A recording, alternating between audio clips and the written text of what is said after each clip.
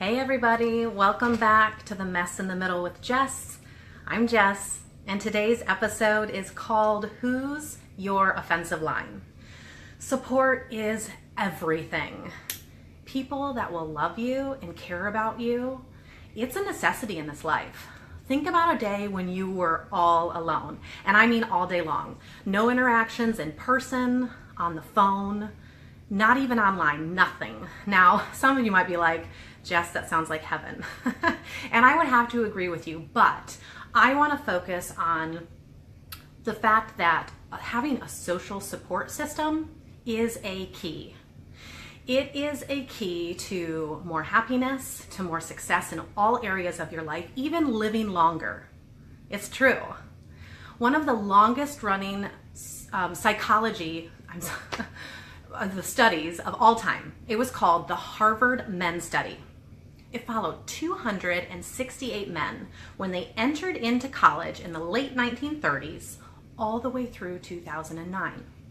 Now, scientists were able to identify the life circumstances and personal characteristics that distinguish the happiest, fullest lives from the least successful ones.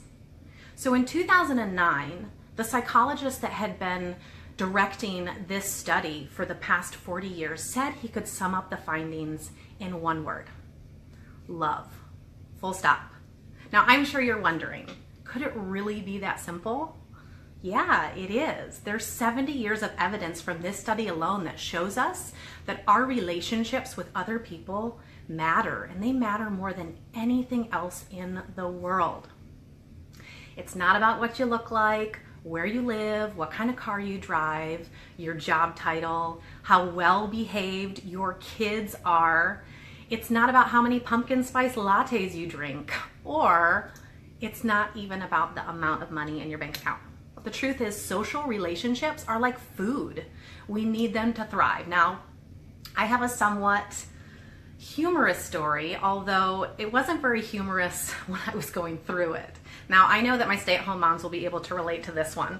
When I decided to stay home after having Logan, I stepped away from the banking world, and I stepped away from my daily interactions with coworkers and regular customers that I had built great relationships with. And now I was home with an infant and a dog, and neither one of them spoke to me. I was literally talking to myself all day long. And after months of this, Eric and I had the chance to go out with our friends. Now, I'm not going to bore you with the details of the evening, but I had a moment of clarity that night. A moment where I realized that I had literally lost the ability to communicate effectively with adults. It felt uncomfortable to make eye contact. I couldn't even take a thought out of my head, form the words to put into a complete sentence. It was embarrassing. And I realized at that point that my husband was better in social situations than I was, and he hates being social. Now, I knew at this point that there was something missing in my life, something really important, and that thing was friends. And it really shed some light on some of the issues that I was having. I was lonely during the day. I was having a difficult time completing my tasks. I was even struggling with my purpose.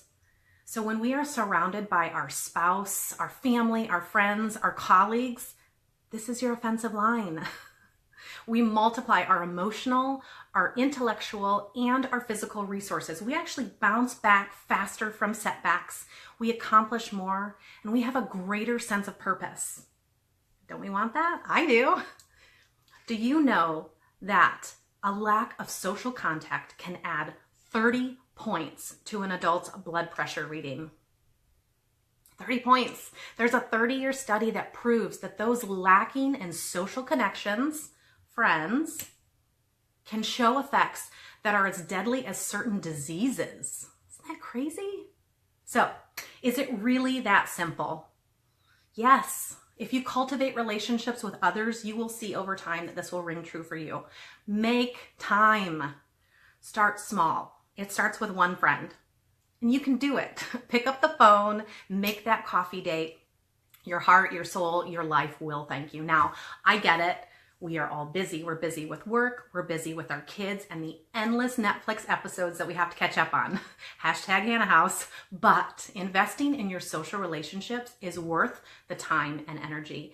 And if you don't want to, do it for your kids. We lead by example, right? And I want my kids to be happy, healthy, successful, thriving, and live a long life. So if I model this for them, I know it's going to be much easier when they're on their own to be able to duplicate this. So, sounds like a win-win to me. I have a question for you. Who's your offensive line? All right, you guys, thanks for watching. Make sure you turn on your notifications so you don't miss my next episode. And remember, the middle is messy. It's all in how you handle it.